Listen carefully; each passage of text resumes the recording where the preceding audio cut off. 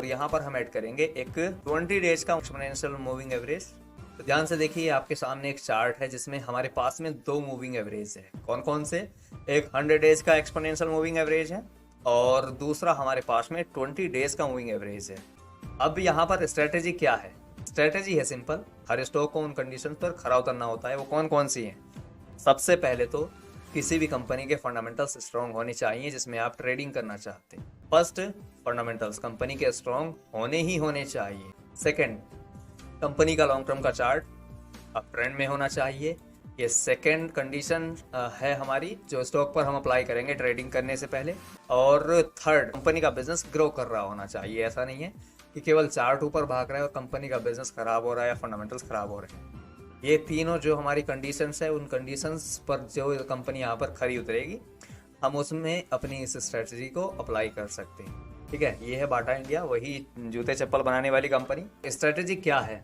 हमारे पास में एक 100 डेज का मूविंग एवरेज है, एक है हमारे पास में 20 डेज का मूविंग एवरेज। 20 डेज का क्यों ऐड किया गया है उसके ऊपर भी डिस्कशन करेंगे, डिटेल में करेंगे।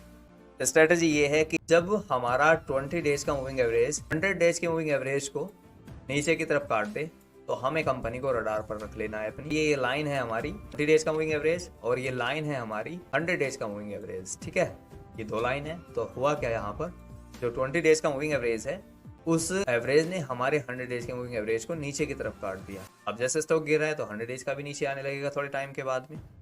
जैसे ही हमारा 20 डेज का मूविंग एवरेज 100 डेज के मूविंग एवरेज को ऊपर की तरफ काट दे, हमें सिंपल उसमें पोजीशन बना लेनी है। और पोजीशन में हमको तब तक एग्जिट नहीं लेना जब तक हमारा 20 डेज का मूविंग एवरेज 100 डेज के मूविंग एवरेज को फिर से नीचे की तरफ ना काटे।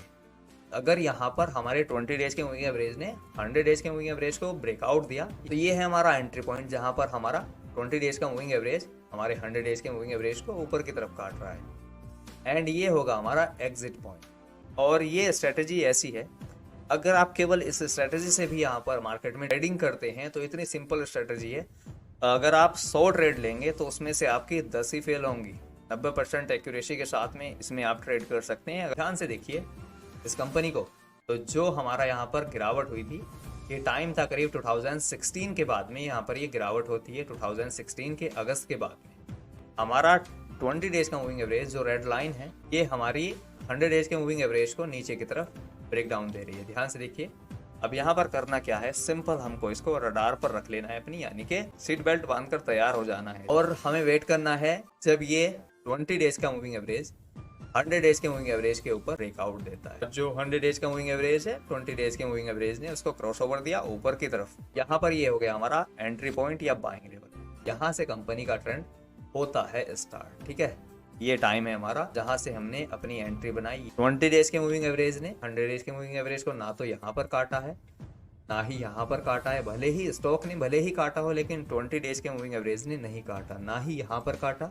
ध्यान से देखते रहिए कहाँ पर जाके काटा, यहाँ भी नहीं, ठीक से यहाँ पर भी ब्रेकडाउन नहीं हुआ, केवल नीचे आया और फिर से ऊपर चला गया। यानी कि यहाँ पर ये कटा नहीं। ठीक है, ठीक से कटना चाहिए तभी बाहर होना स्टॉक से।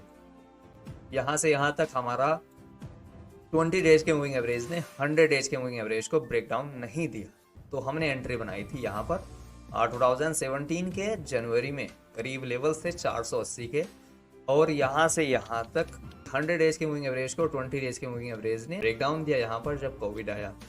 तो ध्यान से देखिए कहाँ पर ब्रेकडाउन हुआ हमारा, या क्रॉस ओवर हुआ यहाँ पर नीचे की तरफ। तो ये थे वो लेवल जहाँ से हमारा सीधा सीधा क्रॉस ओवर हुआ। तो यहाँ पर ये हमारा एग्जिट पॉइंट था और ये हमारा एंट्री पॉइंट। तो चलिए यहाँ पर भी एक हम लाइन ऐड कर लेते हैं। यस, ये रहा हमारा एग्जिट पॉइंट। अब ध्यान से देखिए इस चार्ट को, यहाँ 480 के लेवल थे जो हमारा एंट्री पॉइंट, और एग्जिट पॉइंट था हमारा ये 2020 में। करीब लेवल्स थे 1680 के आसपास के। वहां तक हमारा रिटर्न कितना बना इस कंपनी में, ध्यान से देखते रहिए। तो हम यहाँ पर कैलकुलेट कर रहे हैं रिटर्न को, वहीं तक कैलकुलेट करेंगे इस रिटर्न को। ये रहा हमारा रिटर्न। यस, ये है हमारा वो क्रॉसओवर जहां पर हमारा रिटर्न बना। चलिए बताइए कितना रिटर्न बनाया हमने। हमें मान लीजिए कि हमें यहाँ पर कुछ नहीं आता था, कुछ नहीं पता था, हमें किसी बात से कोई लेना देना नहीं था। हमने केवल मूविंग एवरेज के बेस पर यहाँ पर इसमें एंट्री ली इस लेवल पर, और मूविंग एवरेज के बेस पर जो छोटा मूविंग एवरेज है कम दिनों का, उसने ब्रेकडाउन दिया, तो हमने यहाँ पर सीधी सीधी एग्जिट ले ली। टाइम कितना लगा हमारा यहाँ पर 37 मंथ, करीब 3 साल के आसपास का टाइम हो गया ये। रिटर्न कितना बना हमारा 264%। Yes you are right members. ये बताइए क्या ट्रेडिंग कॉम्प्लिकेटेड है? सिंपल, ट्रेडिंग सिंपल है। और ये केवल चौथी कंपनी नहीं है जिसमें ऐसे रिटर्न बने हैं।